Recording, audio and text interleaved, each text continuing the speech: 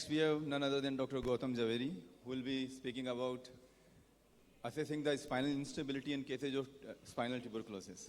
So as time goes on, the need for surgery in spinal, as our understanding of spinal tuberculosis improves, and there are better and better medications available, the need for surgery in spinal tuberculosis is reducing. In fact, uncomplicated spinal tuberculosis is now considered clearly a medical disease. There are very few indications for surgery. Among them, the principal indications are a significant neurologic deficit and significant instability. While it is very clearly defined what a significant neurologic deficit is, and that is inability to walk, power less than grade 3, and bladder bowel incontinence, the definition of instability is not so clear. Kyphosis, anterior vertebral destruction, has been equated to instability. In fact, as Dr. Bhojraj always likes to say, instability in tuberculosis is often transient, and you must give instability a chance, he says. So then the key thing which decides surgery is how well you can identify instability. So for this you need to understand what is instability. White and Punjabi gave us a definition long time back which said that if under physiologic loading, the spine displacement is sufficient to result in the patients getting pain, neurologic injury, or significant deformity, this was unstable. White and Punjabi, following that, Holsworth and Dennis, gave us classifications or definitions for instability in trauma. Punjabi even gave us some kind of criteria to judge instability in the degenerative spine. The Spine Tumor Study Group came up with this excellent classification system which has been validated, a scoring system called as the Spine Instability Neoplastic Score, which helps you to determine whether a particular lesion in the spine is stable, unstable, or indeterminate. And that helps you to decide the treatment, whether surgery is required or not.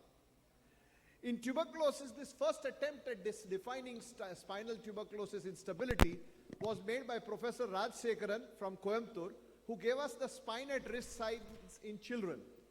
More recently, however, the group from Rishikesh, which included Pankaj Kandwal and all, have tried to do a systematic review to define mechanical instability, and their conclusion was that there is no definite conclusion.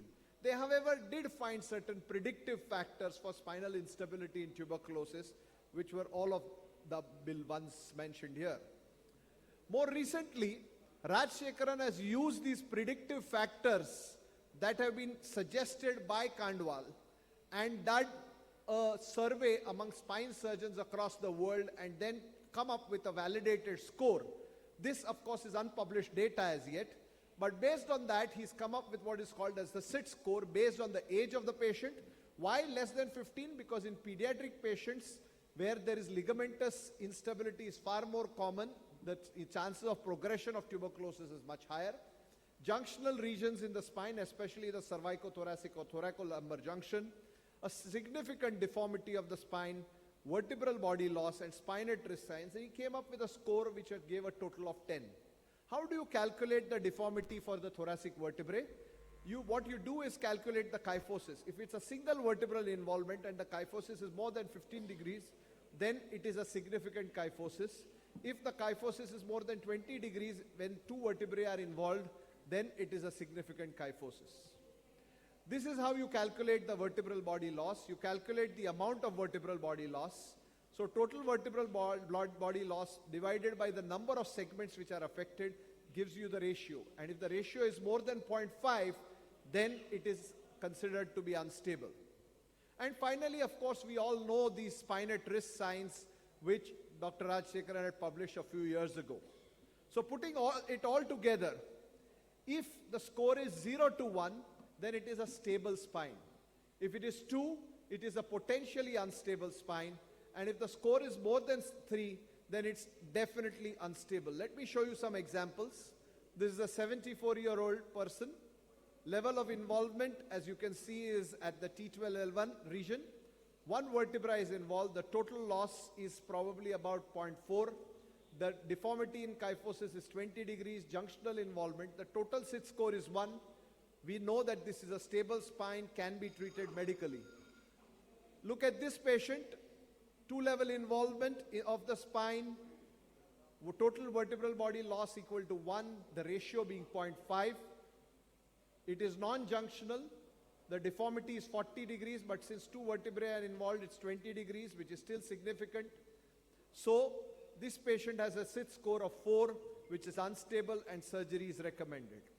Another one where you can see more severe deformity, more severe involvement of vertebral bodies at multiple levels, junctional region, unstable, and therefore surgery is mandatory.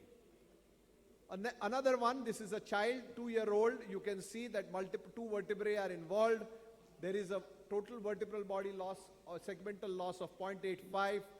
The sagittal deformity angle is 25 degrees. It's not junctional, but there are spinatrist signs because you can see the opening up of the facet joint, so unstable and surgery is required. So to conclude, instability along with severe neurologic deficit today are the key determinants of surgery in spinal tuberculosis. In the absence of these two problems, most patients can be conserved and treated non-operatively. The key determinants for deciding about stability or instability as defined by Kandwal et al. And as well as by Rajshekharan in his paper are the age group of the patient, whether it is a junctional region involving the cervicothoracic or thoracic region, what is the amount of kyphotic deformity, what is the amount of vertebral loss, and I think still a key factor even in adults is the spinatrist sign. The spinatrist sign tells you the amount of ligamentous instability at the back, which helps you to judge the instability of the spine. So this is one way you could move forward and help clear your diagnosis. Thank you.